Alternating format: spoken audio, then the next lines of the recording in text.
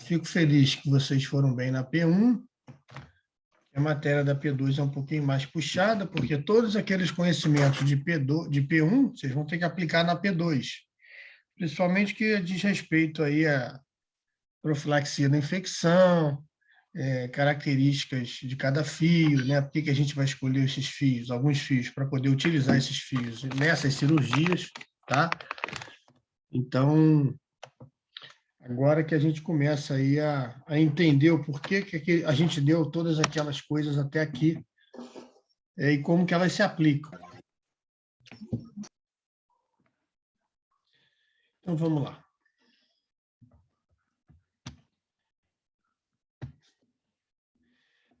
Tecido tegumentar, gente, não é diferente de qualquer outro sistema, né?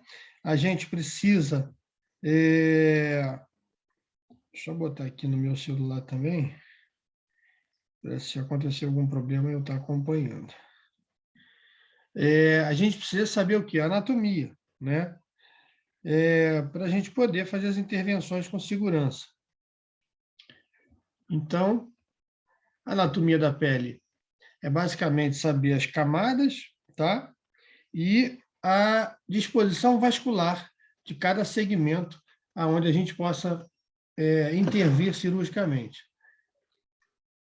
Sabendo isso, dificilmente a gente vai ter aí algumas complicações sérias, né? As maiores complicações de tecido tegumentar, na verdade, são a formação de seroma, né? Todo mundo entende o que é seroma, sabe o que é seroma, não?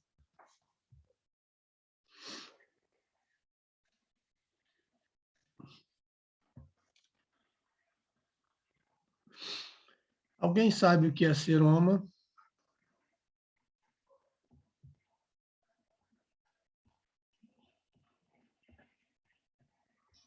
É aquele líquido que sai na pele, aquela inflamação?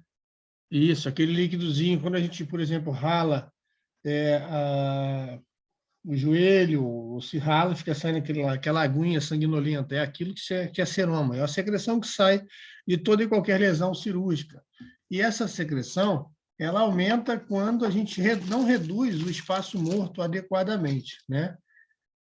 Então, há um aumento da formação de seroma. E se o seroma não tem por onde sair, provavelmente a gente vai ter que drenar, porque senão acaba virando um abscesso se tiver a região contaminada, né? Então, o objetivo da gente trabalhar no sistema tegumentar é fechar as feridas, né? Porque a gente faz algumas plastias, né? A gente rotaciona retalho, faz alguns procedimentos que a gente vai ver, e muitas vezes a gente não consegue fazer o subcutâneo adequadamente, ou seja, reduzir o espaço morto. E quando a gente vai reduzir o espaço morto, de uma rotação de um retalho, a gente pode prejudicar a vascularização desse retalho. E aí realmente deixa espaço morto. Aí normalmente a gente precisa botar algum tipo de material ali para drenar, né? Então a gente faz muito uso dos drenos quando fala de cirurgia tegumentar. Ou até mesmo deixar pontos mais espaçados na região mais inferior, que é para poder drenar por gravidade. Então, voltando na anatomia, a gente tem aí basicamente a epiderme, a derme e seus anexos associados, né? Vamos ver isso aqui, o que interessa para o cirurgião, tá? Bom, a derme, né? A epiderme seria aquela regiãozinha aonde a gente faz a troca, né, da pele, quando a gente descasca, tá? A derme é um pouquinho mais profundo, mas o importante é que eu tenho o plexo mais profundo subdérmico, que já aí entra o músculo panicular, né? E aí sim aqui começa a ter o quê? Vascularização, tá? A musculatura estriada esquelética é onde vem as artérias e veias principais que vão vascularizar cada segmento. E nós temos 9 principais vasos que vascularizam a região cutânea, tá? Isso aqui não tem jeito, a gente tem que decorar. Até hoje, por exemplo, quando eu vou fazer uma mastectomia, que eu preciso tirar um enxerto de pele de um lugar e jogar para outro, a gente consulta para ver realmente, é uma coisa que a gente não faz constantemente, né? Então a gente precisa, às vezes, consultar para ver aí aonde está a distribuição vascular daquele segmento. porque ele tem que vir intacto, né, inteiro, para poder pegar o enxerto. Então, a gente precisa saber aí decorar todos esses plexos vasculares, tá? O de 1 a 9. E a gente não pode sair pegando plexo de qualquer lugar, né, fazendo transposição de pele, porque eu preciso que essa transposição seja vascularizada. Então, a gente precisa saber a disposição anatômica, né, e vascular para a gente poder fazer aí o nosso rotacionamento de algum tipo de retalho. Importante a gente conhecer, né? Eu faço muito aí a sutura intradérmica, e onde que é a sutura intradérmica? É só nesse pontinho aqui, ó, tá? É nessa camada aqui, tá? Para o quê? Para ficar perfeito. Eu evito pegar a parte vascular, por quê? Para evitar aí alguma lesão dos vasos e diminuir o fluxo sanguíneo para formar o quê? O tecido cicatricial. Quando a gente faz um ponto de pele normal, a gente pega tudo isso, né? E provavelmente está pegando aí os vasos da pele, tá? Então, eu evito, toda vez que eu posso fazer, ou a pele é grossa o suficiente para a gente fazer uma sutura intradérmica, é essa camada aqui que a gente trabalha, tá? Não é só por uma questão estética, mas existem diversas utilidades de a gente fazer um ponto intradérmico. Tanto por benefício da cicatrização, tá? Tanto como benefício do ponto de vista de contaminação. O animal não tem acesso ao fio, né? Ele tem acesso à ferida cirúrgica, então ele não consegue arrebentar os pontos. Isso não quer dizer que a gente faça uma sutura intradérmica e possa liberar o animal sem qualquer curativo, sem qualquer impedimento dele meter a boca, porque a boca, se for contaminada, e eu tenho uma ferida, uma solução de continuidade, ele vai contaminar minha ferida, tá? Então, a gente tem que manter aí um curativo, uma roupinha cirúrgica, um colar elisabetano, que é para ele não lamber a ferida, tá? Outro aspecto é o comercial, né? Quando a gente faz uma sutura intradérmica, por maior que seja complicada a cirurgia, por mais complicada que seja a cirurgia, o proprietário não tem nem noção do que a gente fez lá dentro, tá? Então, a primeira coisa que ele pergunta é quantos pontos, quando é que eu tenho que tirar ponto? Quando você fala que você fez uma sutura intradérmica e explica quais são as vantagens da sutura intradérmica, o proprietário dá um valor muito mais... ele valoriza muito mais o seu procedimento do que uma sutura... E alguns tipos de suturas são feias, né? Por exemplo, o ponto em 1 é uma sutura que fica inicialmente um beiço, né? Mas quando você tira o ponto, ela fica perfeitinha, mas esteticamente não é um ponto que fica muito bom antes de você tirar ele. Então, a gente tem aqui quais são as finalidades dessas camadas, né? A camada mais fina, né? Aquela que é troca mesmo, que a gente está sempre trocando a parte da epiderme, né? A pele, ela tem ela serve como uma proteção, né? Ela serve também como termorregulação, né? A gente soa pela pele, então ela vai ajudar na troca de calor também, a regulação térmica, né? E a gente tem os vasos aí que vão fazer o que? A nutrição daquele tecido para combater qualquer aí tipo de lesão ou infecção em qualquer área, tá? A pele, gente, para que ocorra a cicatrização, é muito importante a gente entender essa composição, tá? Eu dependo, para cicatrizar, de fibras colágenos, reticulares e elásticas. Sem essas engrenagens, a gente não consegue promover a cicatrização, tá? A cicatrização vai ficar deficitária. Existem medicações, existem fatores nutricionais que interferem no processo de cicatrização, tá? Então, a gente precisa entender aí quem são esses elementos e como atuar nesses elementos. A gente vai ver isso lá na frente, tá? Mas gravem aí que para ocorrer a cicatrização, eu preciso desses elementos, eu tenho medicamentos que alteram esse processo, eu tenho fatores internos e fatores externos que vão interferir na minha cicatrização, tá? E atua onde? Nessa engrenagem aí, tá? O que é, então, a cicatrização de feridas? A cicatrização de feridas é um processo biológico. é um processo biológico, trata-se de uma combinação de eventos físicos, químicos e celulares que restauram um tecido. Tá? Esse tecido, na verdade, ele vai ser substituído por colágeno. Tá? Então, a base da matriz da cicatrização é o quê? É o colágeno. Tá? Então, a gente precisa falar de colágeno e entender em que momento ele atua. Existem diversas terapias aí que ajudam o processo de cicatrização, mas a gente não vai comentar sobre essas terapias, por quê? Porque isso vai ficar para patologia cirúrgica. Tá? A gente só vai falar, entender o mecanismo de cicatrização, a classificação de uma ferida e como que eu posso usar, quais as técnicas que eu posso usar para promover ou ajudar um processo de cicatrização. Bom, primeira coisa que eu tenho que entender de uma cicatrização é que a cicatrização ela possui fases, tá? E essas fases eu tenho que decorar, não tem jeito, tá? São 4 básicas, tá? A gente vê em anatomia patológica com outras nomenclaturas ou até mesmo de outros tipos de fase. Mas eu estou colocando aqui as fases aonde nós vamos poder intervir, né? E o que interessa essas fases para o cirurgião? Tá? Então, a gente vai entrar aí nessas fases e eu vou falar de cada uma delas para que vocês possam entender e a gente saber como que eu posso intervir. Né? Qual é o momento de intervir numa cicatrização? Eu só vou saber qual é o momento de intervir numa cicatrização sabendo o que acontece em cada fase.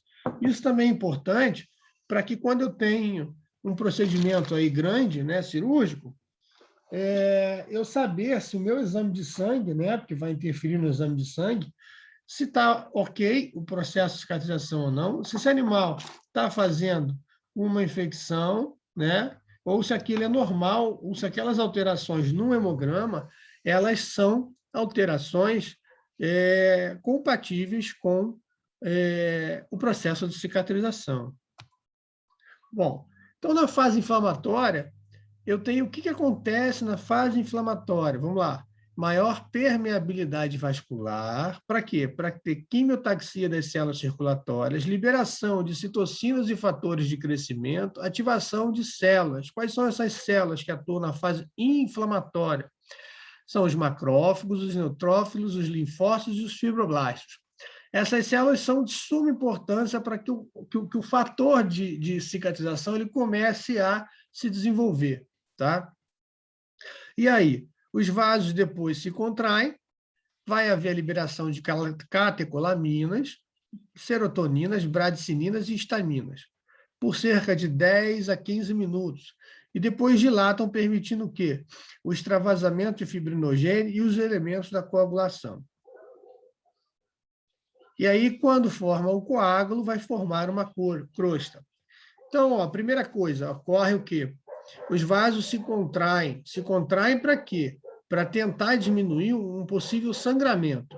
E, nesse momento, eu tenho a liberação das catecolaminas, da serotonina, bradicinina e histamina. Tá? Essas substâncias, gente, se a gente não entender o que elas fazem, né, a gente não entende o processo de cicatrização de forma adequada. Bom, qual é a finalidade da bradicinina, né, e da histamina, por exemplo? Alguém tem ideia? Não, né?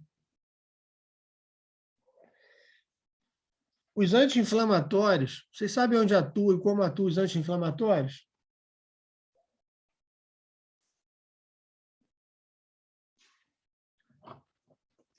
Voltaram a ficar calados. Só falam na aula presencial. Tem algum vírus da mudez. Bom, os anti-inflamatórios eles inibem a síntese de prostaglandina, que vai, consequentemente, inibir a síntese de bradicininas. As bradicininas, elas são responsáveis pela dor, a histamina pelo rubor e pelo edema. Tá? Liberação de histamina e também o quê? Da coceira que dá, às vezes, na ferida. Então, como é que eu controlo a dor? Inibindo as bradicininas. Como é que eu inibo as bradicininas? Usando a prostaglandina. Porém, no entanto, se eu tiver uma liberação de histamina que causa um edema muito grande da região, o mecanismo é outro. Qual é o mecanismo? É de compressão de terminações nervosas. Então, às vezes, por isso que você está tomando anti-inflamatório para um lugar que está com abscesso, com inchaço, e não dói, e não consegue sanar essa dor. Porque você tenta controlar as bradicininas, porém a histamina que fez aí a liberação de substâncias para promover um edema, que promoveu um edema, esse edema está comprimindo terminações nervosas, e aí você não consegue controlar a dor. Aí a gente tem que controlar a dor em outra via, né? Alguém lembra aí quais são as vias de controle da dor? Muito menos. Nunca ouvi falar disso, professor Eduardo nunca falou disso. Mentira. Existem 3 mecanismos de controle da dor: local, que é causado aí pelas bradicininas. Existe. Deixa eu desenhar, porque senão vocês já não prestam. Vamos lá. Então, ó, eu tenho a local, tá? Eu tenho a medular e eu tenho a central, tá? Local é uma pata, por exemplo, que está cortada, tá? Aí esse neurônio leva para a medula, certo? E a medula transmite ao sistema nervoso central a resposta dessa dor. Tá? Entenderam isso? Bom, aonde atuam os anti-inflamatórios?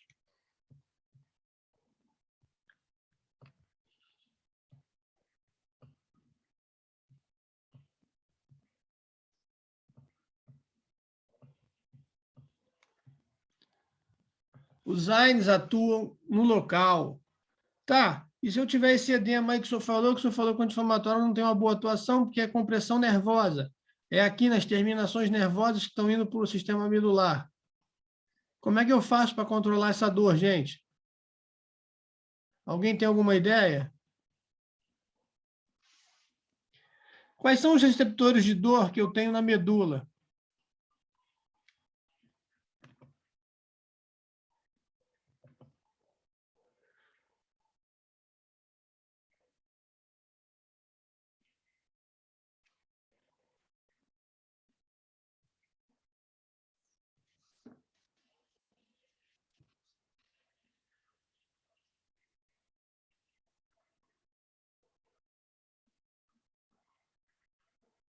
Quais são os receptores de dor que eu tenho na medula?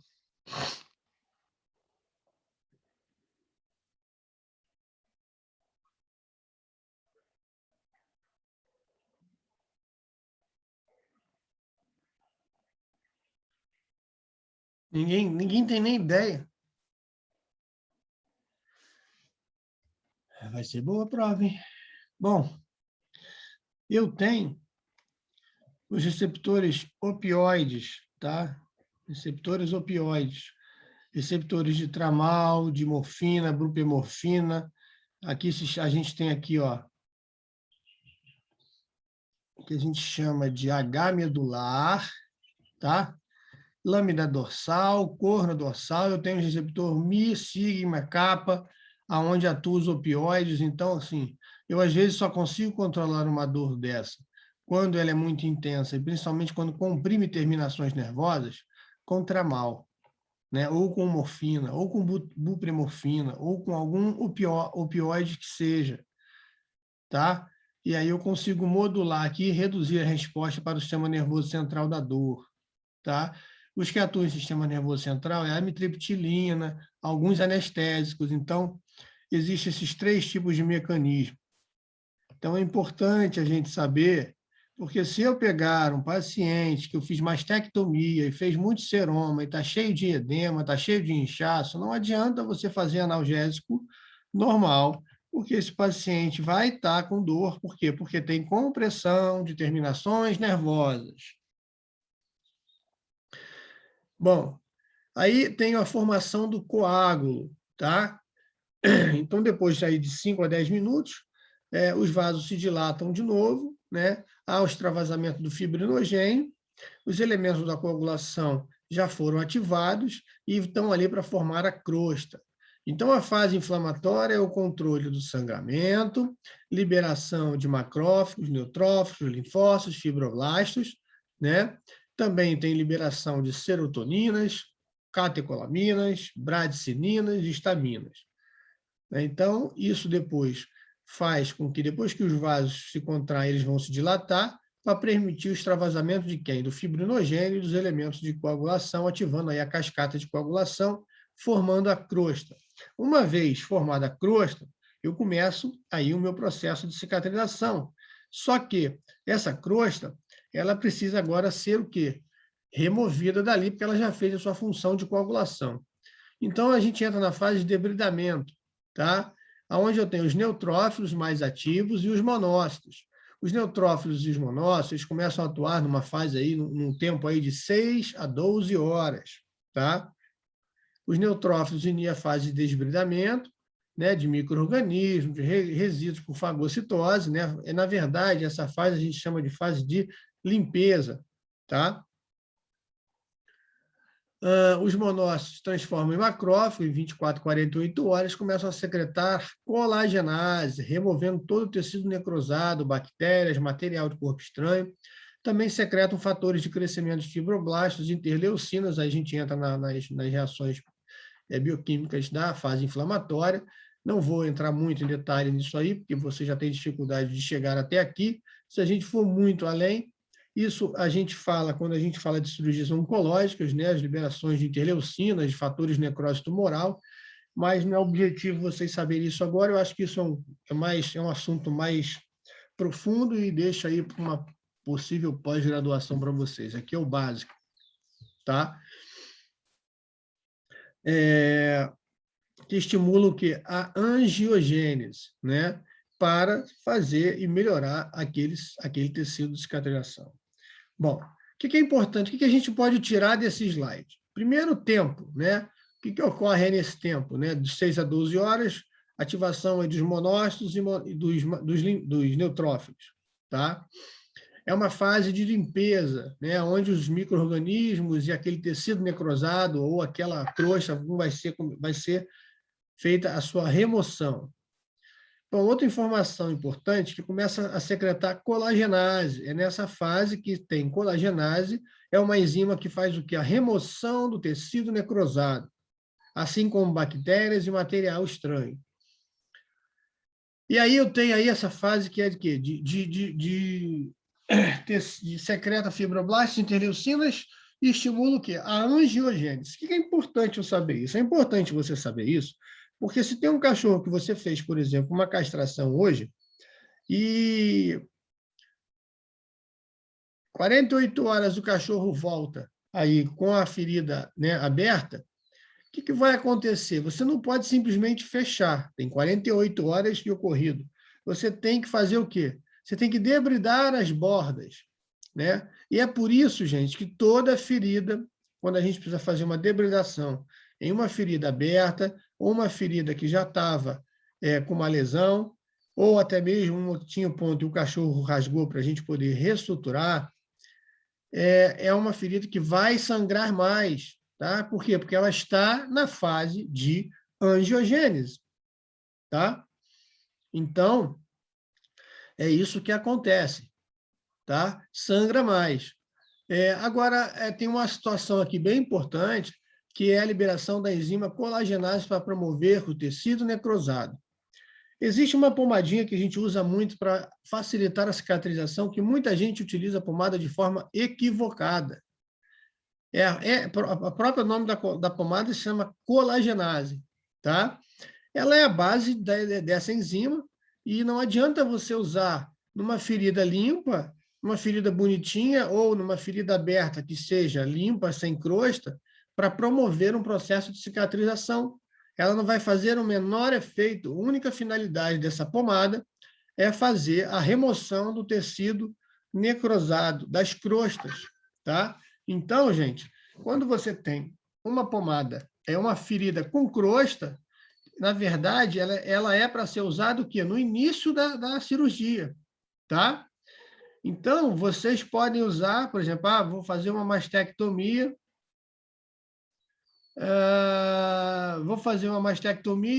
os pontos você viu que não ficou muito legal, e aí você quer resolver aquela formação evitar aquela formação de crosta. Então, você usa essa pomada já de cara para ajudar ele a reduzir aquela crosta, porque essa crosta é importante porque ela pode propiciar infecção, tá? Então, aquilo ali é um ótimo meio para micro-organismos reproduzir e fazer a infecção da ferida.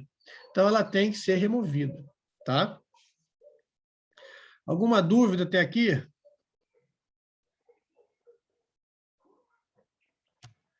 Quem cala, consente.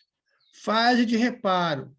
Eu tenho aí no início de 3 a 5 dias após a lesão, tá?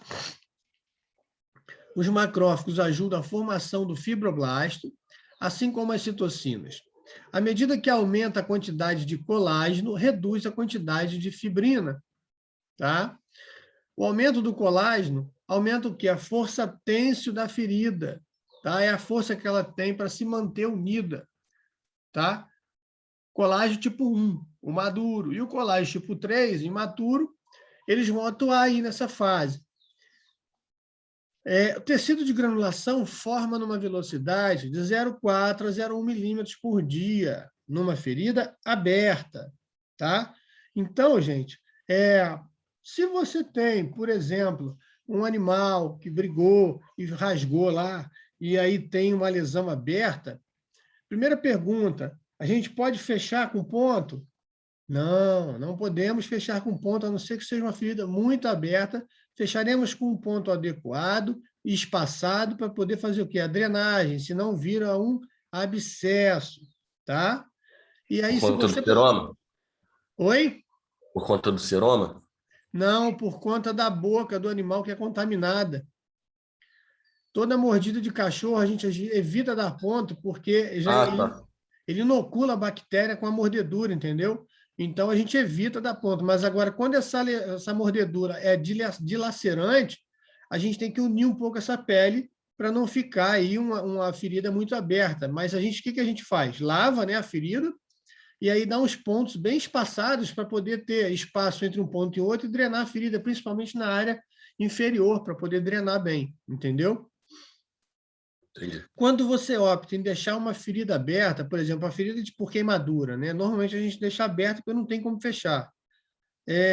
A ferida ela tem que cicatrizar nessa velocidade. Se ela não tiver cicatrizado, como é que você mede essa velocidade? Existe papel milimetrado que você pode ir a cada 2 dias, colocar o papel milimetrado e fotografando, e marcar, né? E desenhar em volta, para ver se ela está reduzindo. Se ela não estiver fechando nesta velocidade, alguma coisa de errado está acontecendo. E aí você tem que parar e analisar o que pode estar acontecendo que essa ferida está demorando a fechar. Bom, gente, isso só serve para feridas que têm uma sustentação embaixo, porque se a gente falar de fístula oronasal, por exemplo, né, a gente já sabe que ela não vai se encontrar porque não tem base para o tecido crescer, tá?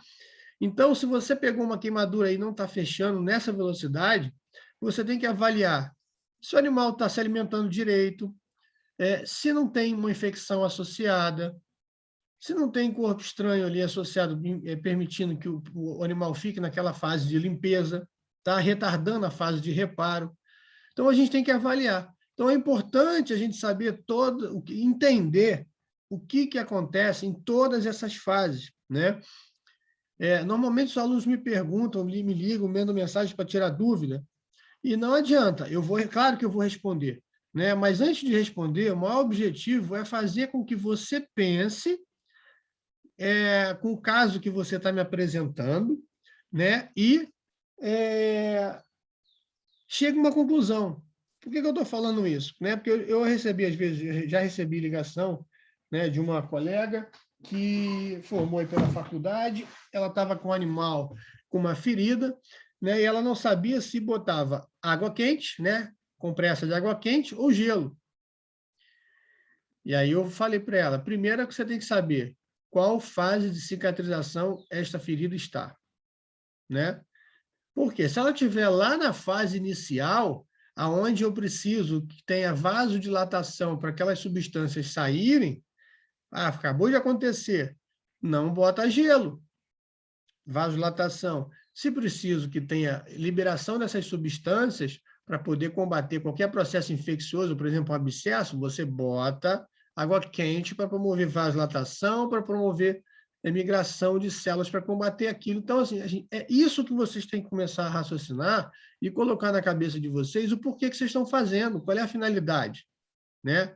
Eu estou com uma ferida por exemplo, mastectomia, uma cirurgia que eu faço muito isso, imediatamente, mastec, estafilectomia, que eu não quero que faça uma formação de edema grande. Como é que eu faço? Eu boto umas compressazinhas de gelo, de água no congelador, quando eu termino a cirurgia, eu pego aqueles rolinhos e boto ali. Para quê? Para promover vasoconstricção, para evitar a formação de edema, né? Então, tudo isso vocês têm que saber. E é aqui que isso tudo atua. Então, vocês têm que saber tudo isso. Bom, e por último, eu tenho a fase de maturação, que é a fase mais tardia do processo de cicatrização, tá? Começa assim que o colágeno começa a ser depositado adequadamente, e aí ela pode durar de 7 a 20 dias após a lesão. As 3 primeiras semanas, olha só, hein? Nas 3 primeiras semanas, eu só tenho 20% da força de tensão.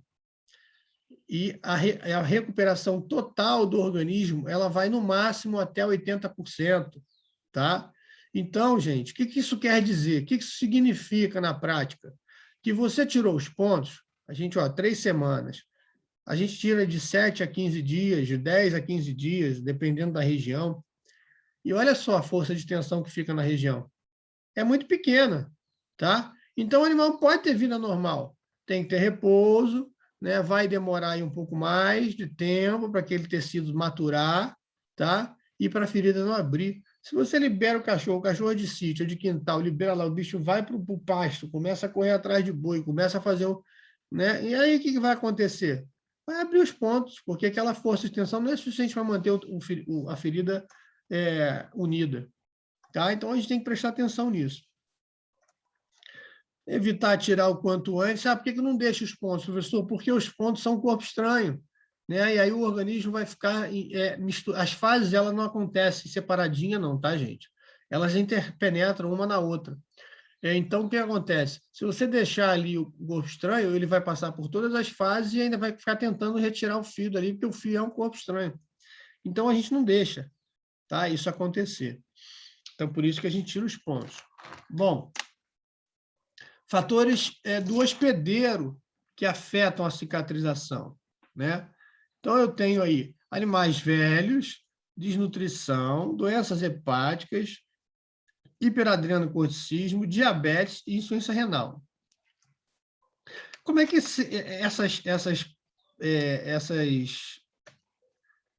isso altera na cicatrização? Animais velhos, o metabolismo já não é como um animal novo, né? Ele trabalha mais lentamente. Então, ele vai precisar de mais tempo para recuperar. O metabolismo dele é lento. A desnutrição, o animal provavelmente tem hipoproteinemia, além de anemia, né? Que leva menos oxigenação para o sangue, que leva menos nutrientes, porque ele está desnutrido, e que leva menos proteína. A proteína, ela é importante, que é um percussor da formação de quem? Do colágeno, tá? Se eu tenho uma doença hepática, aí altera tudo, né? Altera todo o processo de cicatrização, e principalmente os fatores de coagulação. Então, eu tenho que ter isso em mente.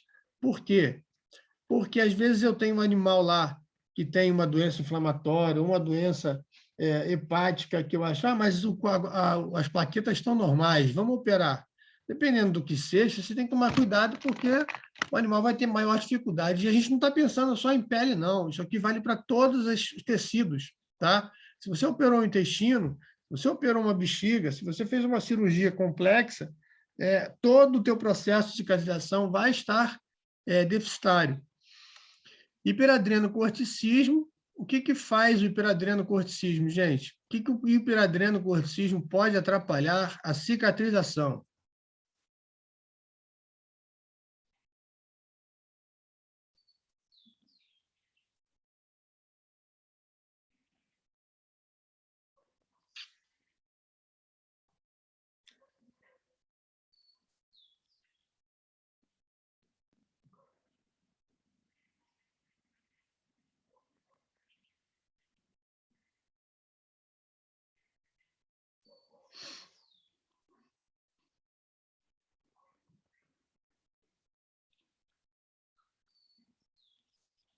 O que o paciente com hiperadrenocorticismo tem aumentado na sua circulação?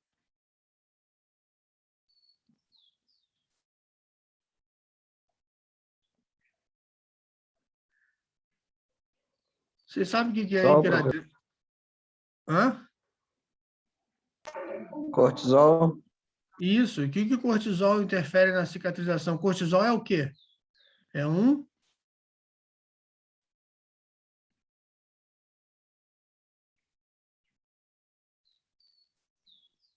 O que o corticoide é, gente?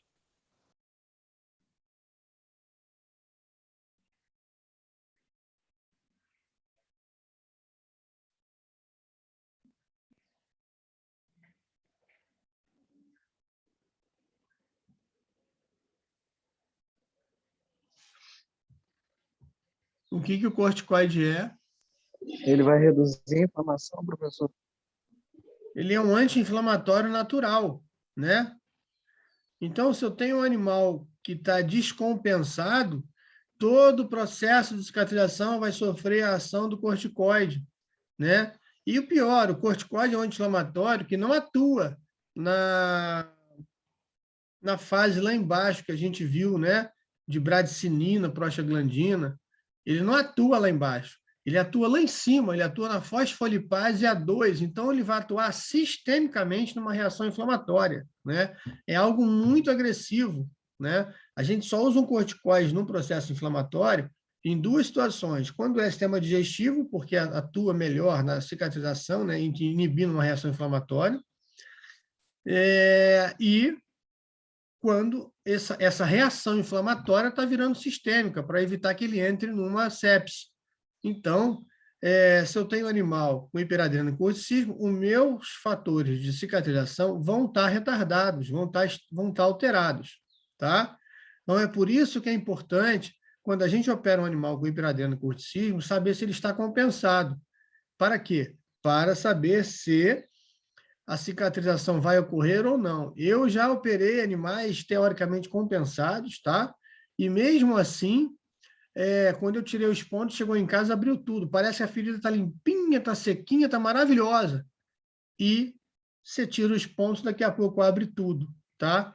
Então, é importante a gente ter esse conhecimento. O animal diabético, a regulação de glicemia desse animal afeta diretamente na glicose que entra e sai das células, que a glicose é o meio de energia.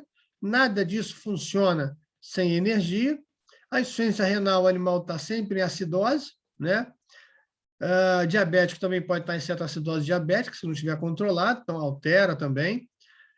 Tem outras doenças que eu não coloquei aqui, que é, por exemplo, aí um hipotireoidismo, né? O hipotireoidismo também afeta aí, porque reduz o metabolismo, tá? Características da ferida que afetam a cicatrização.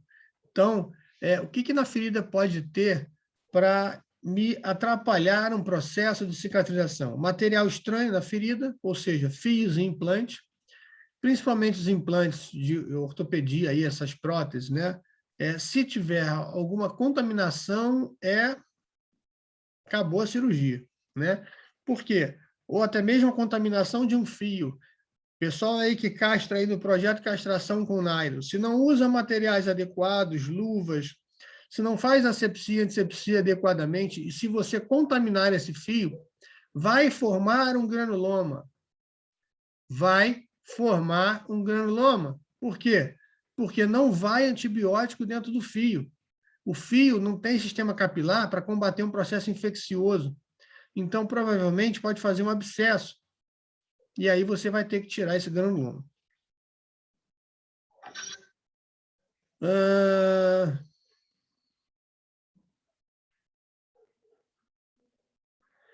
Então, quando eu tenho a liberação de enzimas destinada a destruir o corpo estranho, tá?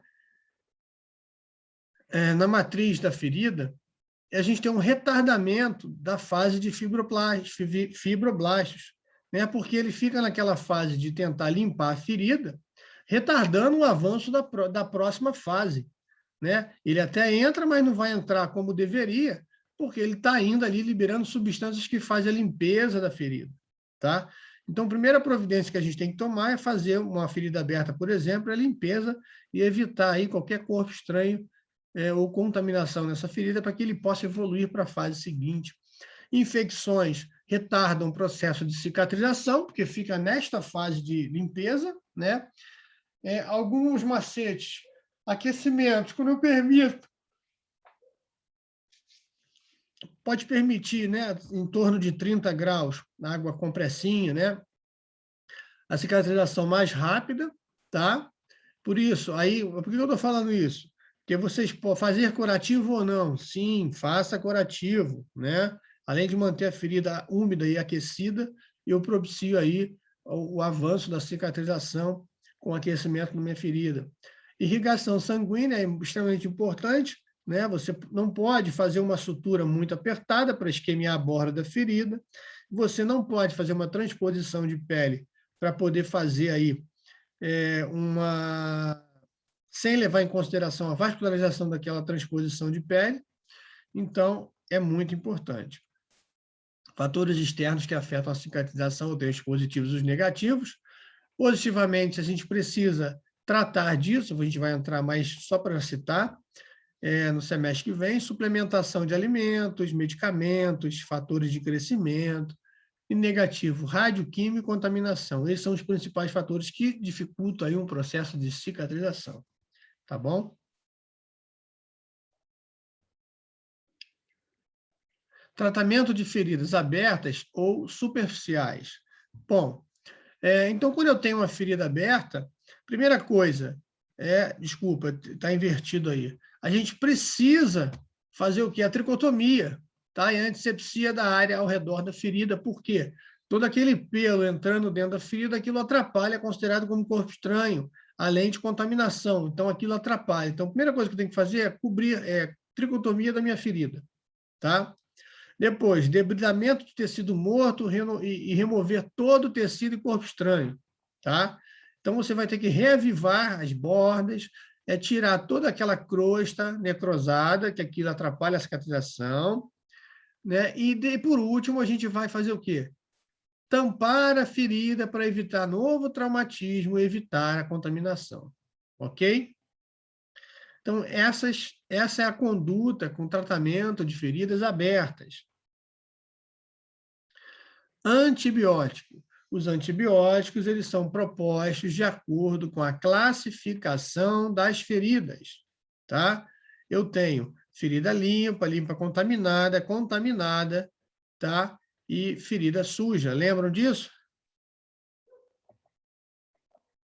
Lembram, gente? Sim, sim. Tá. Isso tem que ficar muito claro, que a partir de agora, todas as questões de provas e tudo que eu perguntar para vocês, eu vou perguntar primeiro qual é a classificação da ferida, consequentemente, qual é o antibiótico profilático para fazer a intervenção cirúrgica e qual é a via de acesso, tá? Qual é o melhor tipo de fio e melhor tipo de ponto para ser aplicado. Então, isso vai ser pergunta em todas as perguntas que caírem na prova. Então, sistema tegumentar, eu estou com a ferida ali, eu estou com um caso clínico, vou botar o caso clínico, vou perguntar qual é a classificação da ferida, qual é a profilaxia da infecção, que tipo de ponto e tipo de fio é mais indicado para essa situação. Isso vai ser para todos os sistemas. Então, vocês têm que saber de cor e salteado, fios de sutura, classificação de feridas, né? Antibiótico e terapia lá, preventiva, profilática. Então, eu uso para sistema tegumentar de acordo com a classificação de feridas. Se eu tenho uma ferida limpa, contaminada, né? Aquela que eu causei, desculpa, uma ferida limpa que eu causei por uma incisão, eu vou fazer um tipo de antibiótico. Para a pele, pode ser Bactril, pode ser amoxicilina com clavulonato, pode ser cefalexina. Então, tem uma série de antibióticos que pegam o sistema tegumentar. Tá? Agora, eu tenho uma ferida limpa contaminada, ou seja, eu tenho um granuloma ali na pele, ou eu tenho uma inflamação de glândula sebácea. Já tem processo inflamatório, limpa contaminada. Agora, eu tenho uma ferida aberta. Ferida aberta é o quê? Contaminada. A gente vai dar preferência para antibióticos mais fortes, né? Uma amoxicilina com clavulonato, dependendo do trauma. Foi mordida de cachorro, pode até associar o metronidazol com o Baitril, ou fazer uma amoxicilina com clavulonato que pega os dois, né? Pega anaeróbico e aeróbico. Uma ferida suja, a conduta da ferida suja é você fazer uma cultura antibiograma da secreção para saber que tipo de bactéria e a que resistência tem esse tipo de bactéria, tá? A gente tem algumas medicações tópicas, eu tenho antibióticos tópicos, pomadas antibióticos de tripla ação, a gente tem antibióticos aí, algumas pomadas, por exemplo, a Quadriderme, ela tem anti-inflamatório, ela tem antibiótico e ela tem antifúngico, né? Então, trata tudo. Eu tenho a sulfatiazida de prata, que é muito usado, tá?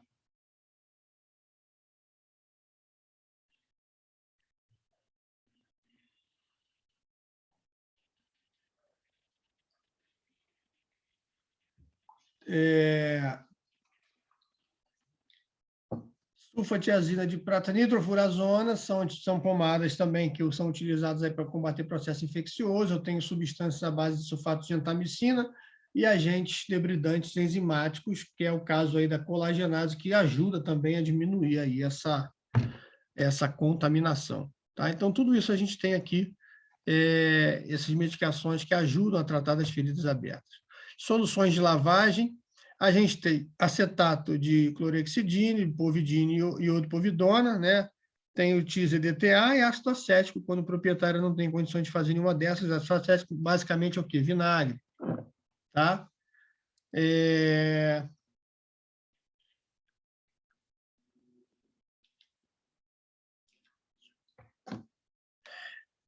Essa história de lavar ferida com soro fisiológico só ajuda a manter a ferida umedecida. Soro fisiológico não tem nenhuma propriedade antisséptica, tá? Só ajuda a manter a ferida. Se a ferida estiver contaminada, vai piorar o quadro da ferida. O ideal é que a gente lave com alguma dessas soluções. Eu gosto muito de lavar com o iodopovidona, que é o povidine. Por quê? Porque o povidine ele é o que tem mais ação, mais abrangente. Ele atua contra fungos, bactérias e esporos de fungos. Então, às vezes eu prefiro fazer o povidine. Para uma ferida limpa, eu faço somente o clorexidine, tá? Porque o clorexidine é só um bom antisséptico, é o que a gente usa para fazer a desgermação cirúrgica, né? E o povidine normalmente eu uso para tratar alguns tipos de feridas já contaminadas. Passar rifocina. Passar rifocina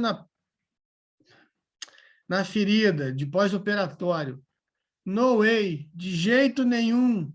É antibiótico, e a rifocina não é um antibiótico bonzinho, não é um antibiótico tranquilo, é um antibiótico pesado, tá? Então, a gente não pode sair... Tem infecção?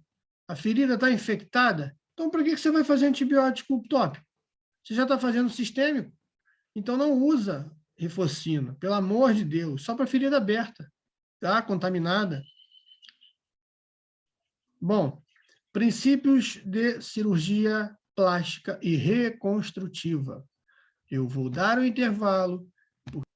Então, vamos lá.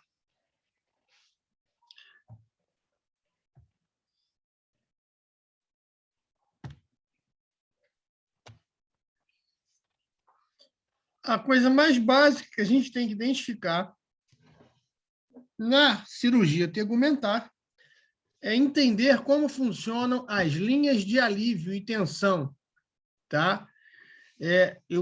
Cada lugar, né, cada espaço anatômico do tecido tegumentar, eu vou ter essas linhas de tensão.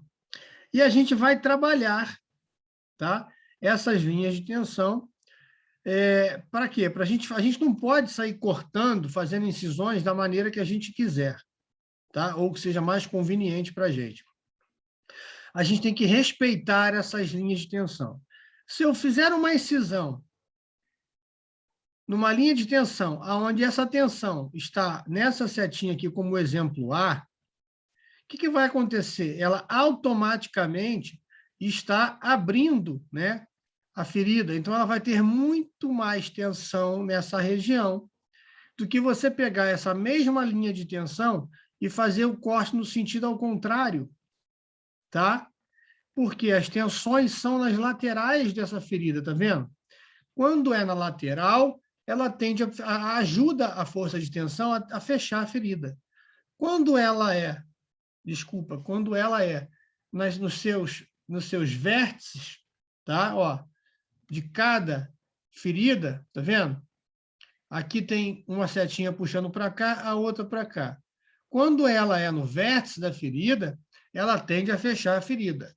Quando ela é na lateral da ferida, ela tende a abrir a ferida, tá? Porque a linha de tensão está lateral à ferida, ou seja, está paralela à sua linha de incisão. Ela não pode ser paralela, tá?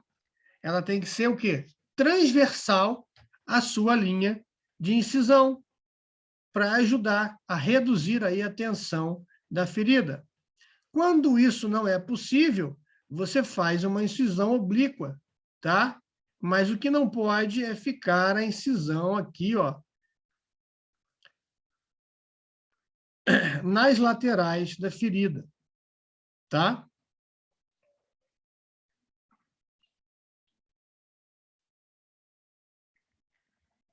Ok?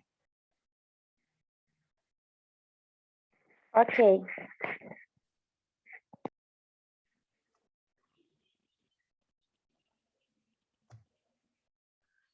Bom, nas linhas de tensão, como é que a gente pode verificar, professor? Eu não lembro, não consigo, né, lembrar se você tem uma ferida, o eixo longitudinal da ferida. Você vai pegar e aproximar e ver o que está mais solto, né? O que está mais, aonde está fazendo mais tensão, tá? Faz longitudinal, faz no eixo transversal e veja aí aonde tem menor tensão para você poder fechar a ferida, tá? Tranquilo? Então, a gente fecha uma ferida avaliando desta forma. Bom, quando eu tenho uma ferida, você fez uma remoção de uma neoplasia cutânea, por exemplo, a gente normalmente faz a incisão em elipse. Respeitou esses eixos, e aí você ainda está sentindo uma tensão para fechar essa pele? A primeira alternativa que a gente tem para aliviar a tensão e todas as técnicas que a gente vai aplicar no tecido tegumentar para fechar uma ferida, por incrível que pareça, é abrindo mais em algum lugar ou a própria ferida, tá? Então, ó, eu primeiro vou dissecar o meu subcutâneo abaixo da ferida, tá?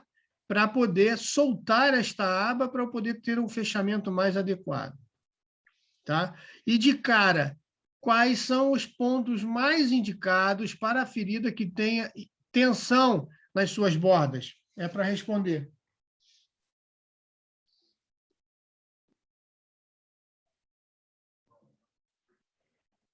Quais são os pontos mais indicados para fechar uma pele que tem uma tensão maior na ferida?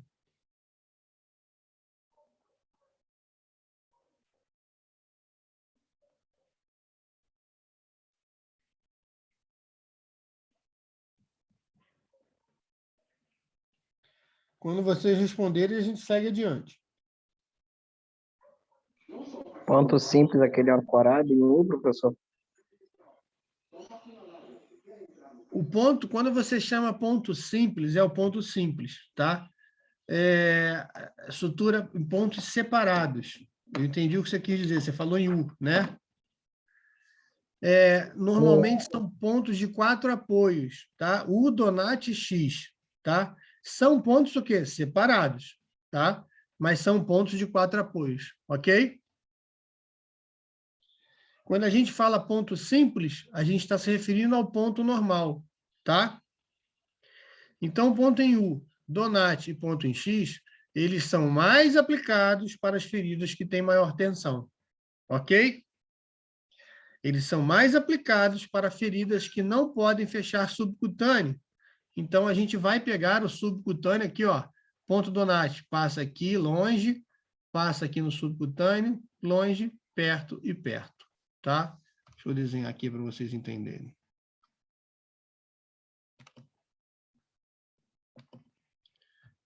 Você entra aqui, né? Vou fazer tracejado. Aí sai aqui na pele. Na subcutânea, vou fazer tracejado. E volta aqui, ó. Entra aqui, tá? Ó, aqui, ó. No intradérmico, tá? Você entra na pele, tá? Sai no intradérmico. Entra no intradérmico, sai na pele, tá? Então, é o quê? O ponto longe, longe, perto, perto. Para quê? Para evitar a formação de seroma, para ter maior resistência da sua sutura, porque se eu der um ponto simplesmente aqui, ó, tá? A força de tensão vai ficar aqui e aqui, ok? Aqui, ó, tá? Olha a força de tensão usando nesse tecido aqui. É muito maior. Então, tende a ter menos ruptura ou descência da sutura, tá?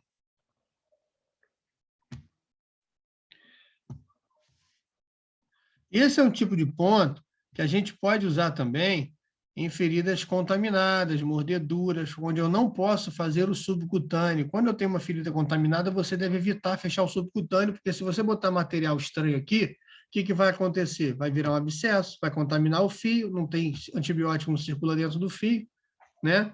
Ou você escolhe um fio que tem antibiótico, que é o Vicryl Plus, ou você escolhe aí um fio que tenha monofilamentar, tá? Tem a baixa capilaridade.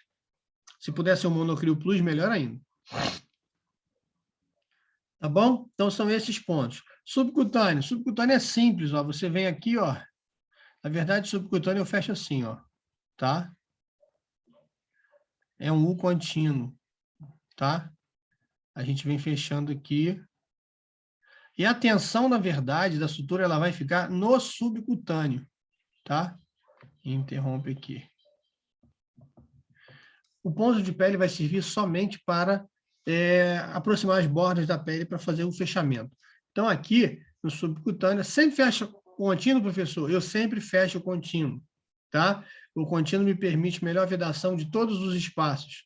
Porque se você der um ponto simples aqui, der outro aqui, der outro aqui, der outro aqui, vai ficar entre um ponto e outro espaço morto, tá? Então, esse é o motivo que me leva a fechar com pontos contínuos. Beleza? Então, ó, tensão de alívio. E pele, ó, só se fecha com nylon. Subcutâneo, uma ferida limpa, Vicryl, tá?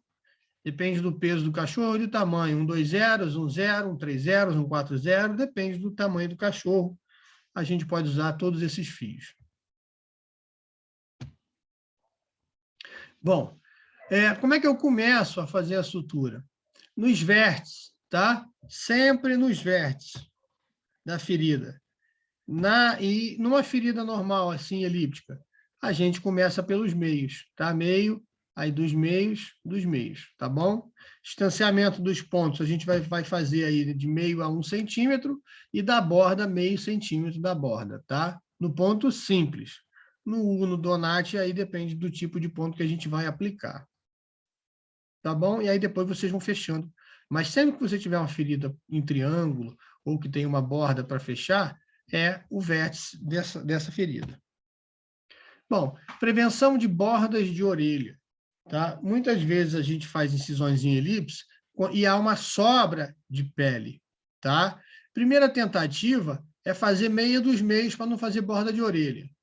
Tá? Quando você começa a vir de uma ponta a outra, normalmente fica uma borda de orelha. E como é que corrige essa borda de orelha? Essa aba de orelha. Você vai cortar, né? Vai fazer aqui um retalho, um triângulozinho aqui, e vai fechar essa parte, esse segmento, dos dois lados. Tá? Pode deixar? Pode, mas fica um aspecto feio. Tá?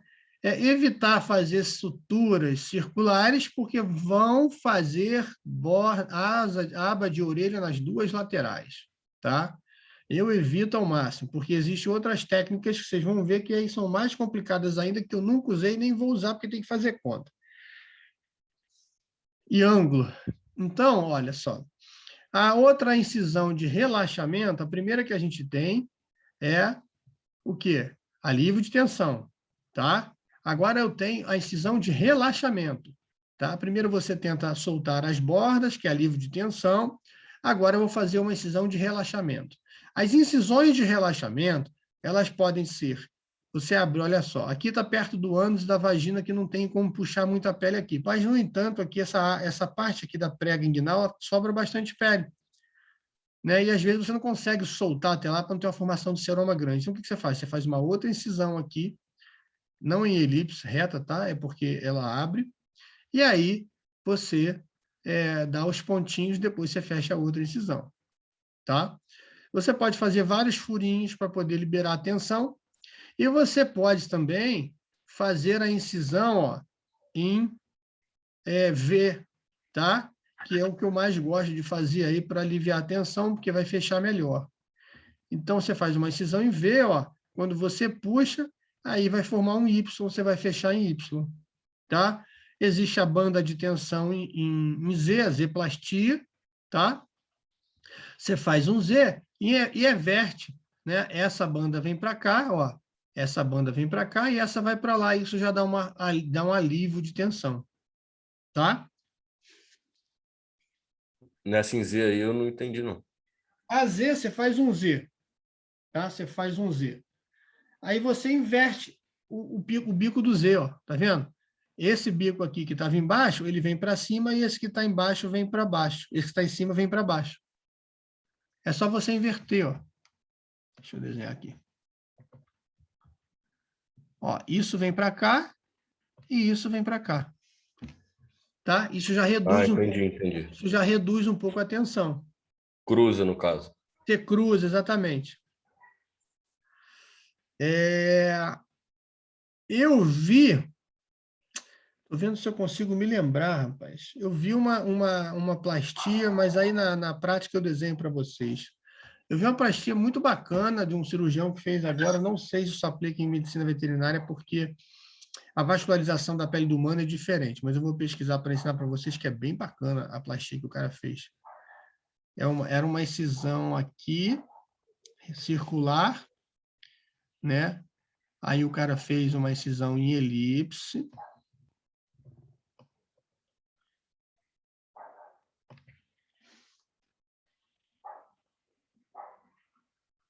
Aí o cara pegou aqui...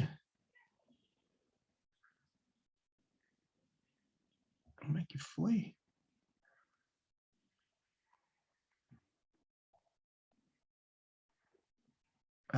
Deixa eu ver se eu tenho a foto aqui, cara, que é muito bacana.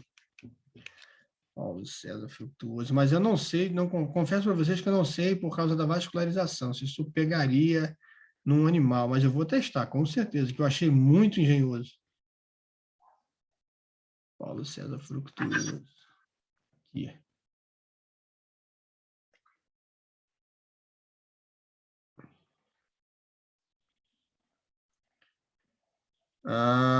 É isso mesmo, ó. A lesão principal era essa circular, tá?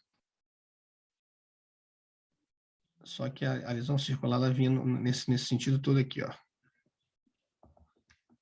Tá? Essa lesão era a principal. Aí, o que ele fez? Ele fez uma incisão em elipse, tá? E aí, ó, pegou esse triângulo aqui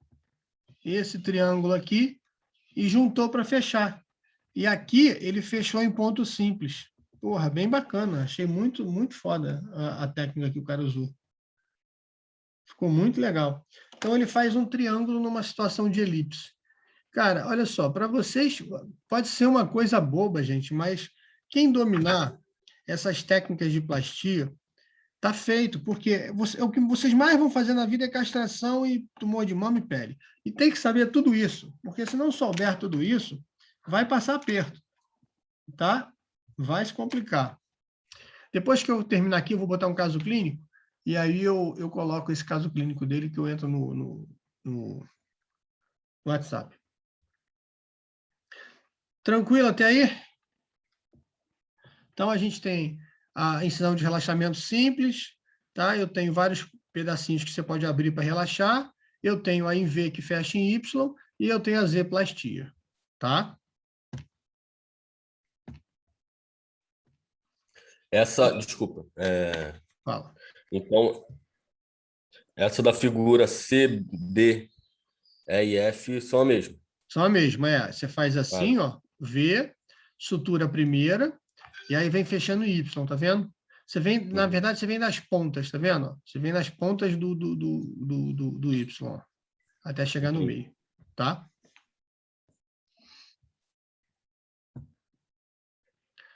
Bom, a gente tem diversos tipos de defeitos circulares, triangulares, quadrados, fusiformes e semilunares. Então, vamos ver aí o tratamento para isso tudo aí. O pior defeito para mim é o circular, tá? O fechamento mais básico é você recortar a borda de orelha e ampliar a tua incisão. Caso você goste de matemática, você decore esse inferno aí, que eu nunca usei nem vou usar, porque eu não faço isso para evitar calcular aí a... Trace um eixo transversal, depois um paralelo a 45 graus. Você vai pegar se a incisão, né, se o raio tem 4 centímetros, você vai usar metade do raio e aí já começou a encher o saco, né? Então esquece essa porra, vocês nunca vão usar isso. É melhor evitar fazer incisão circular, tá bom?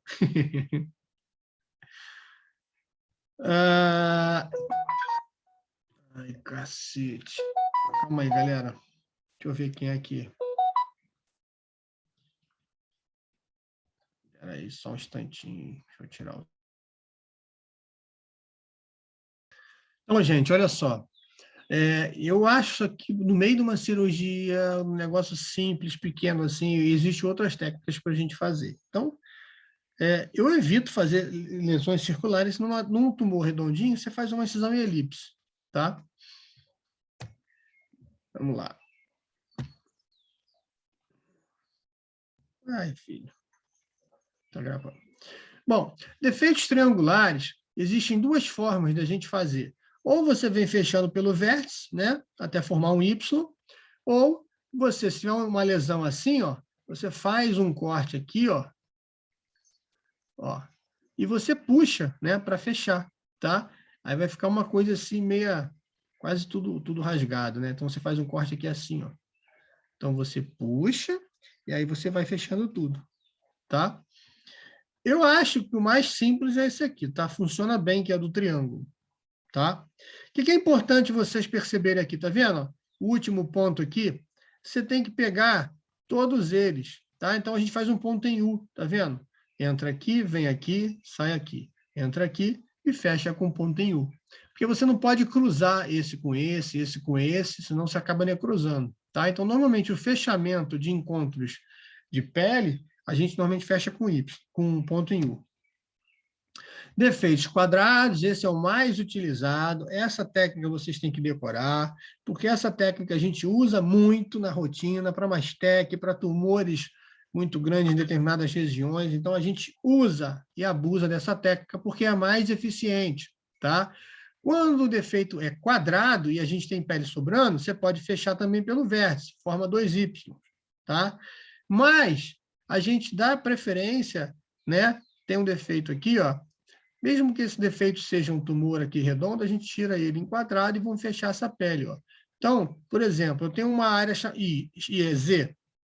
Eu vou utilizar uma mesma área do mesmo tamanho Y, tá? Para puxar esse Y para fechar Z, tá? Quando eu tenho uma área muito grande, você pode fazer dos dois lados, tá? Ó, você pode usar Z e Z para cada lado para fechar Y. Metade, né? Metade de Y, metade de Y, que você está dividindo um para cada lado. E você fecha nesse sentido, tá? Olha aqui, ó. Primeira coisa que ele fez foi um ponto Donati, longe, para distribuir a sutura. E depois ele veio e fez um ponto aqui, né? Simples, tá? para diminuir a tensão das bordas, caso tenha uma tensão muito grande. Essa aqui a gente usa bastante, tá? Que é o rotacionamento do defeito quadrado, né? Joga aqui, ó, tem um defeito aqui, você faz um quadrado do mesmo tamanho, tá? E rotaciona ele, e aqui está sobrando pele. Aí, gente, para você fazer esse rotacionamento, aí eu tenho que levar em consideração, tá? Aqueles pedículos vasculares. Eu estou trazendo um pedículo vascular aqui? Sim, senhor. Então, ele vai pegar, tá? Gente, normalmente, eu não costumo fechar, e ninguém costuma fechar, o subcutâneo, tá? Então, os pontos ele tem que ser mais espaçados que isso aqui, principalmente, vamos supor que a parte de baixo seja aqui. Então, esses pontos aqui têm que ser mais abertos, mais espaçados para poder drenar, tá? Por que você não fecha o subcutâneo? Porque se você fechar o subcutâneo, pode comprometer a vascularização desse segmento que está vindo, tá? Então, a gente evita evitar subcutâneo. Toda vez que a gente rotaciona retalho, faz esse tipo de cirurgia, a gente evita, tá? A formação. Defeito fusiforme é simples, é só você fechar aqui, abrir, né, as laterais, e ir fechando ou fazer aquelas incisões de tensão, tá? Agora, vamos falar dos flaps pediculados. Eu tenho flaps de avanço, rotacionais, transposição, interpolação, bolsas dobradiça, pediculares ou tubulares, e os axiais. Ó, de avanço. Todos esses aqui que a gente falou são de avanço, tá? Todos esses que a gente viu anterior são de avanço. Retalho de avanço, triangular, é avanço. Retalho triangular. Com essa abertura em cima, ele não é mais triangular, ele passa a ser de rotação. Toda vez que você rotaciona um segmento de retalho, ele passa a ser rotacional, tá? Aqui, ó. Aqui a aplicação do rotacional retangular, tá vendo? Aqui tem um mastocitoma, tá? De grau 3. Mastocitoma, a gente sabe que a gente tem que dar uma área muito grande, tá? De margem de segurança. E aí, ó, a gente joga aqui o mesmo tamanho do tecido que você vai tirar, é o mesmo tamanho do tecido que você vai rotacionar. Então, ó, você tirou o tumor, fez uma incisão em retângulo em cima, jogou para baixo. Como essa área da coxa aqui tem bastante pele, a gente consegue fechar a ferida, e esse é o aspecto que fica, tá? Entenderam? Tranquilo? Entendi. Eu estava na dúvida se você ia romper tipo, mais uma partezinha ali bem na base, depois que você corta. Não, Mas ó, não. aqui, essa parte aqui fica, tá vendo? Isso aí mesmo. Essa parte aqui fica para ele vir, entendeu?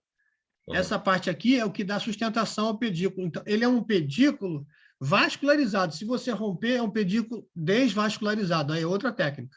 Entendi. Tá? E olha o macete aqui, ó. Terminou de fazer, gente, é gelo, tá? É crioterapia imediatamente nas primeiras 48 horas, que é aquela fase de cicatrização que está ocorrendo, que eu tenho mediadores inflamatórios sendo liberados, fazer limpeza para fazer isso, fazer aquilo. Então, eu preciso fazer uma vasoconstricção, porque isso é uma ferida limpa, então eu não preciso ter tanta liberação de substâncias, tá? Para evitar a formação de seroma, beleza? Tem a possibilidade de deixar um dreno? Tem. Mas se você deixar uns pontinhos mais espaçados aqui, a probabilidade disso ficar bom e não ter formação de seroma é ótima, tá? Aí depois de 14 dias de pós-operatório. Tem uma cirurgia minha, ali é do professor Jorge, né? O professor Castro, é um fera aí em cirurgia oncológica e rotacionamento de retalho. A mastectomia bilateral eu não gosto muito de fazer por dois motivos. Um, porque é muito traumática, né? A gente abre o animal praticamente no meio, né? E o risco de ter complicações é muito grande. Eu só faço em último caso, quando mas tem tumores bilaterais, o proprietário não tem condição. Mas vocês vejam aqui que a margem de segurança não é uma margem adequada, né? Então, eu evito fazer essa cirurgia. Aqui tem dois tipos de plastia. Plastia em W, aqui em cima, ó, você vai fazer, tá vendo? Um W aqui, ó, de cabeça para baixo, aqui, ó. Tá? Na parte torácica, a gente deixa em W. Na parte inguinal, a gente vai usar aquele retalho que a gente viu anteriormente, só que a gente vai cortar ao contrário. E aí a gente joga ele para dentro da mama. Ó, eu vou tirar um quadrado aqui da coxa, tá? E aí, esse quadrado que está aqui, ó, é o quadrado que saiu da coxa, tá? E aí eu jogo para fechar a mama, olha como é que fica maneiro. Tá? Por quê? Porque aqui não tem muita pele para fechar. Então, às vezes, eu posso fazer bilateralmente, mas aí não chama axial, chama interpolação, tá? Quando você interpola um retalho sobre o outro, tá? Mas, normalmente, esse tipo de cirurgia aqui, uma rotação de retalho já é o suficiente, tá? Gente, pontos sempre, tá? Aí aqui, ó, tá vendo? Tudo em U, né? 4 apoios, área de muita tensão, jamais dá ponto simples, sem ponto X, ponto Donati, tá? Então, evitar. E aqui, como é que a gente vai fechando, tá vendo? Ó? A gente vai dando uns pontos, né? Para fechar. Aqui você fecha o subcutâneo, professor, fecho, tá? Mas não pego aqui muito para dentro. Eu deixo aqui essa parte solta, essa parte aqui está toda solta, eu só vou fechar essa partezinha do subcutâneo com a outra parte, tá? Eu não fecho assim, venho aqui, fecho toda a parte de tecido que está solto aqui embaixo, não, muito menos essa parte aqui que veio vascularizada. Eu vou fechar só a bordinha aqui, ó, só a bordinha da pele do subcutâneo para diminuir a tensão da minha estrutura de pele, tá? Beleza, vamos lá. A interpolação, né, que eu falei, ó, pode usar do cotovelo também, tá, gente? Quando você tira dos dois lados, tá? Para fechar um defeito aqui na região torácica, a gente não chama mais de axial, a gente chama mais de interpolação. O axial é o pedículo que está com um segmento vascular, tá? A interpolação é o pedículo que tem um segmento vascular, tá? Porém, ela está interpolando uma fáscia cutânea com a outra. Tá bom? Entenderam? Tá vendo aqui, ó? Ele tirou uma barra do cotovelo daqui e outra daqui e jogou para lá e para cá e está fechando um defeito enorme aqui que teria na parte torácica, que não tem muito onde... A parte torácica é importante porque, gente, a parte torácica, eu não posso fechar com muita pressão. Já vi muito bicho morrer por causa disso, tá? Porque ele não consegue ventilar, ele não consegue expandir o tórax, né? Então, a gente tem que fazer essas técnicas. Bolsa em dobra em dobradiça. Aí eu tenho o quê? Eu só fiz isso uma vez para nunca mais num gato e me deu um trabalho desgraçado. Falei para o cara deixar o gato numa casinha, numa caixinha, num boxer, né? Num lugar menor para ele não ter muita movimentação, porque o gato é endiabrado, o gato ele é elástico, né? E o cara botou o gato dentro da gaveta de cueca, bicho. Você imagina o gato preso dentro do armário, um calor desgraçado dentro da gaveta de cueca, ele rebentou tudo, ele se rasgou todo. Isso aqui é feito para a gente botar defeito de pata de membro, né? A gente cava um túnel, pega o membro, sutura isso aqui dentro do túnel, quando debrida a borda, né, de cada lado. Quando esse enxerto pegar, a gente tira e depois fecha aqui, ó, não é um quadrado, não é um retangular, fecha em Y, né? Vai fechando as bordinhas. E aí ele fica aí com o restabelecimento de uma pele ali na pata, tá? Todos esses aqui eu não costumo fazer, não, porque eu acho mó viagem, mó loucura, né? Você cava um túnel, tá vendo? Cava um túnel, bota lá na beira da pata, e aí ele fica. Depois você tira, corta e esse túnel você joga fora. Isso pode ser usado para cotovelo também, tá vendo? Aquelas higroma de cotovelo, aquela úlcera de contato que faz muito cachorro pesado. Eu tenho os padrões miocutâneos, o maior que é o do torácico lateral, né? É um músculo bem fininho, serrátil, bem fininho, né? Vai aqui, a gente joga ele para qualquer lugar e você usa bem ele todo vascularizado, o músculo é vascularizado, porque a gente viu que a parte vascularizada da pele é o músculo, né? Ele vem do músculo. Então, isso você pode jogar aqui para um defeito torácico, por exemplo, tá? Ou até para cima aqui da tábua do pescoço. Os músculos compostos, né? Tem vários tipos de fibras musculares, tá? E eu tenho os flápios omentais, que eu nunca precisei fazer também, que o aumento é bem vascularizado, você deixa uma brecha no peritônio, abre e joga ali para fazer a vascularização de um segmento que você queira que pegue mais rápido, que o aumento é todo vascularizado. Depois que pegou, você corta o aumento e joga e fecha o buraco, para não ficar uma hérnia, tá? Esse dá mais trabalho. Bom, tem os enxertos livres. Os enxertos livres, o que acontece nos enxertos livres? Ele vem avascularizado, tá? Então, você tira um segmento de um lugar, por exemplo, no flanco, que tem bastante pele, você faz várias aberturas nesse pedaço de pele. Por que você faz várias aberturas? Porque cada buraquinho desse vai entrar em contato com a tua pele que está vascularizada, né? Com o teu tecido que está vascularizado, e aí forma uma fibrose, uma cicatrização, um processo de cicatrização que vai se inicializar em cada buraquinho desse. Então, a chance de produzir neovascularização, depósito de colágeno, em vez de ser somente na lateral da pele, e isso tudo aqui acabar necrosando, ele vai acontecer em cada buraquinho desse, tá? E facilita que o enxerto pegue. Existem enxertos de pele de tilápia, que é puro colágeno. Você pode fazer esse aqui, jogar pele de tilápia por cima para poder aumentar aí, puxar o colágeno da pele de tilápia, tá? A gente até tem na faculdade, quando precisa fazer. Então, esses enxertos livres são avascularizados, tá? Então, qual é a diferença do enxerto livre para o enxerto axial? Ou para um flap de padrão interpolação ou axial? É porque o axial e os outros eles são vascularizados. E o enxerto de livre ele não é vascularizado, tá? Tranquilo? Bom, caso clínico, o animal aí apresentou um nódulo sebáceo cutâneo e veio para a gente remover, né? Tem um ulcerado. Primeira pergunta que eu faço para vocês: qual é a classificação dessa ferida? Olha bem aqui para a ferida, tá? Isso é um nódulo cutâneo ulcerado, ou cisto sebáceo cutâneo ulcerado. Qual é a classificação dessa ferida? Aqui, ó.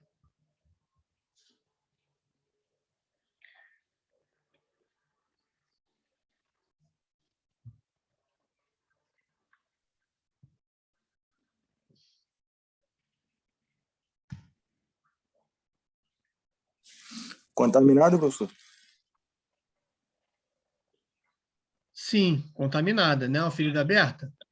Aí não tem pus, né? Não tem pus, é uma ferida aberta, é uma ferida contaminada. Raciocínio perfeito, tá? Se é uma ferida contaminada, eu tenho que ter alguns cuidados, fazer uma antisepsia bem feita, né? Nessa região, olha o tamanho da tricotomia, né? Essa aqui. E agora, e essa aqui? Se você tivesse que classificar essa ferida aqui, como é que você classificaria essa ferida aqui? Não está ulcerada, tá?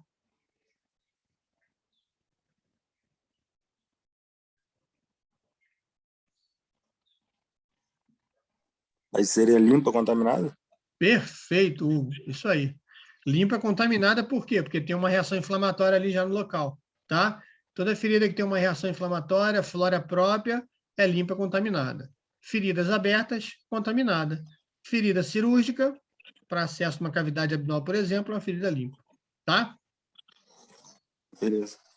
E pus, suja. Então, ó, olha como é que a gente fez, respeitando as linhas de tensão, vou fazer ao contrário para poder ela puxar e fechar minha ferida, tá? Eu tenho que respeitar isso aí.